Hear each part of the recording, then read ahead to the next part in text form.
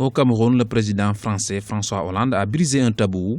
Il est revenu sur la guerre contre l'Union des populations du Cameroun. Il s'agit d'une première déclaration d'un président français dans la répression par l'armée française de militants indépendantistes dans la Sanaga maritime et en pays bamileke dans les années 1950 et 1960. Quand on regarde l'histoire, il faut regarder toute l'histoire. Et la France n'oublie pas les violences qui ont été commises au Cameroun après l'indépendance par ses propres forces contre des éléments indépendantistes.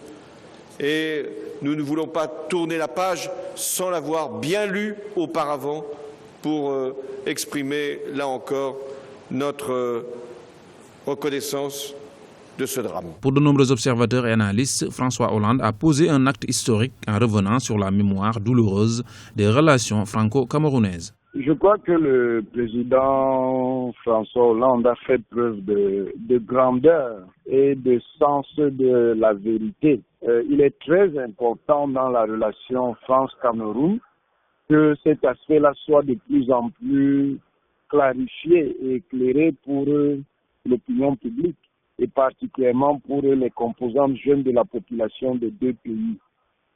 Cette crise entre la France et le Cameroun, qui s'exprime aujourd'hui par une vague d'hostilité à l'encontre de la France au Cameroun, est largement liée à ses fondations, à ses fondements de la guerre d'indépendance.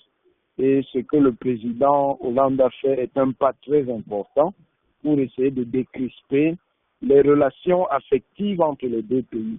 Ce voyage du président François Hollande à Yaoundé était la dernière visite d'un chef d'État français depuis le 21e sommet Afrique-France en janvier 2001 dans la capitale du Cameroun. C'est la fin de cette